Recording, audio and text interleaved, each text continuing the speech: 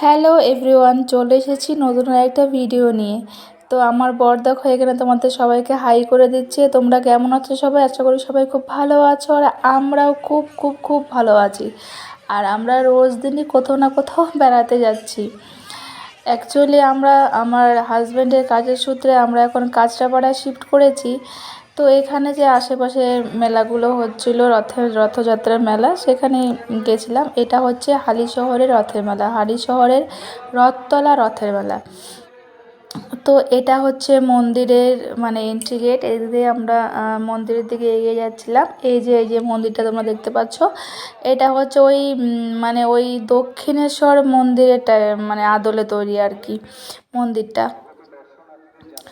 তো এখানে আমি আরও প্রথমে যাই, গিয়ে তো এখানে প্রথমে ওই রাধা মাধবের দর্শন করি। আর এই যে চারিদিকে লোকজন ছিল, মানে এখানটায় মেলা হচ্ছে না, মেলাটা হচ্ছে মানে ফ্রন্টের দিকে, আর এটা হচ্ছে পিছন দিকটায় মন্দিরটা।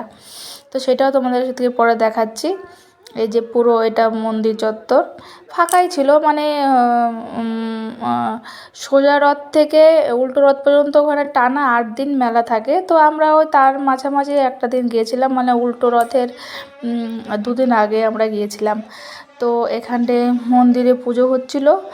আমি মন্দিরে ভেতরে একদম যাইনি ঠাকুরের কাছে, মানে আমি মাছ টাছ দিয়ে খেয়ে গেছিলাম বলে আমি সেখানে প্রবেশ করিনি। তবে দূর থেকেই ঠাকুরকে প্রণাম করে নিচ্ছিলাম। আর এখানে তোমরা দেখতেই পাচ্ছ যে জুম করে দেখানো যাচ্ছে ঠাকুরের মুখটা কিন্তু খুব মিষ্টি। রাধা মাধব আছে এখানটা, কি সুন্দর করে পোশাক পরিয়ে রাখা হয়েছে, ওই যে দেখো ছোট্ট। তো যাই হোক, আমার সাথে তোমাদেরও ওনার দর্শন করিয়ে দিলাম। আশা করি তোমাদের সবার দিনটা ভালো যাক, সময়টা ভালো কাটুক, তাই না?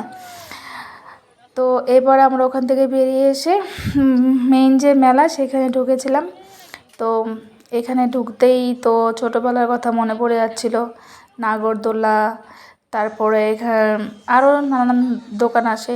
সবচেয়ে মজার ঘটনা হলো আমি আজ পর্যন্ত মানে এই যে মেলায় গিয়েছি ছোটো থেকে বড় হয়ে, কোনোদিনও নাগরদোলায় চড়ি তো নি, আমার চড়ার কোনো শখও নেই। মানে আমি ভাবি যারা নাগরদোলায় চড়ে তাদের ফিলিংসটা কেমন হয়। তো যাই হোক, আমার ওঠার একদম ইচ্ছে নেই। তো আমাকে বলছিল যে চড়বে না, কেমন না বাবা, তোমার যদি ওঠার হয় তুমি নাগরদোলা চড়বে। আমি চড়তাম কিন্তু শরীরটা ভালো নেই। তো আমি ওকে জিজ্ঞেস করছিলাম যে নাগরদোলায় চড়বে না কি, ও বলছে না, যে আমার শরীরটা ভালো নেই, ভালো থাকলে আমি চড়তাম। হ্যাঁ, আসলে ওদিন ওর শরীরটা খারাপ ছিল, মানে জ্বর ছিল, তাই আমি ওর জোরাজোরি করলাম না। তারপর চলে এসেছি এখানে সবচেয়ে লোভনীয় কাউন্টার। এখানে দেখছিলাম যে একটা দোকানে ওই ভাপা পিঠে বিক্রি হচ্ছিল, আর আমি ভাপা পিঠে দেখলেই লোভ সামলাতে পারি না। তারপর যাই হোক, মেলাতে আরও টুকিটাকি অনেক কিছু জিনিস নিয়েছিলাম, সেগুলো তোমাদের সাথে শেয়ার করলাম না।